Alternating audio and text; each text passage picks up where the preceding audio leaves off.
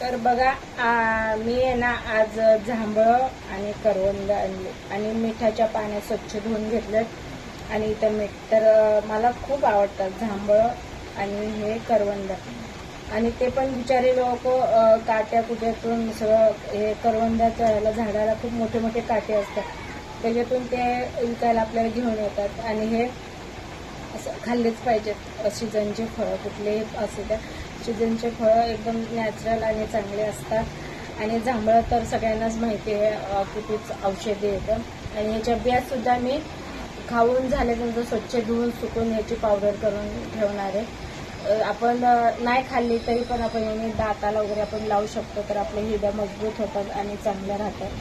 तर या तुम्ही पण सगळे जर जांभळं आणि करवंद खायला. आणि कोणाकोणाला आवडतात असे करवंद आणि जांभळं असे, मला तर खूप आवडतात. मीठ लावून मस्त लागतात, खूप गोड आहे बा. आणि मीठ लावून खाल्ल्यानंतर अजून याची चव छान लागते आणि मस्त लागतात. तर चला बाय, या मस्त पैकी जांभळं आणि करवंद खायला. तेव्हा करवंद पण असेच खायचे